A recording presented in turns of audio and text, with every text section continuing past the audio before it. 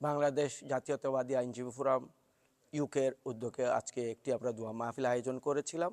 এটি করা হয়েছে আমাদের গণতন্ত্রের প্রহরী, গণতন্ত্রের মা, বাংলাদেশের মানুষের অধিকার রক্ষার জন্য যিনি এত বছর ধরে 1981 সালের পর থেকে ওনার যে অবদান বাংলাদেশের জন্য, বাংলাদেশের মানুষের জন্য, উনি অধিকার আদায়ে তিনবারের প্রধানমন্ত্রী হিসাবে এবং বিশেষ করে বিরোধী দলীয় নেত্রী হিসেবে উনি যে অবদান রেখেছেন, আজকে গোটা বাংলাদেশের মানুষ নয়, বিশ্বের মানুষ, বিশ্বের বিভিন্ন দেশে পর্যন্ত ওনার ব্যাপারে যে মতামত এসছে, তাতে প্রমাণিত হয়েছে যে উনি একজন সংগ্রামী নেত্রী ছিলেন, বাংলাদেশের আপোষের নেত্রী ছিলেন।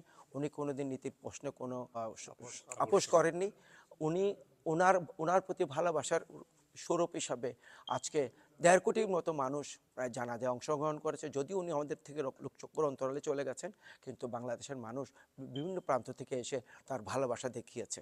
তো আমরা আশা করব যে আজকে শহীদ প্রেসিডেন্ট জিয়াউর রহমানের যে ওনার যে প্রিন্সিপাল বা নীতি ছিল, এবং বিশেষ করে বেগম যে দেশ রক্ষার জন্য, সার্বভৌমত্ব রক্ষার জন্য যে পথ দেখিয়ে গেছেন, ইনশাআল্লাহ তারেক রহমান বাংলাদেশের প্রধানমন্ত্রী হয়ে সেই ভূমিকা পালন করবেন এবং আরও বেশি উত্তর সমৃদ্ধির মাধ্যমে বাংলাদেশকে সুখী সমৃদ্ধশীল একটি বাংলাদেশ গড়ে তুলবেন, এই আশাবাদ ব্যক্ত করছে।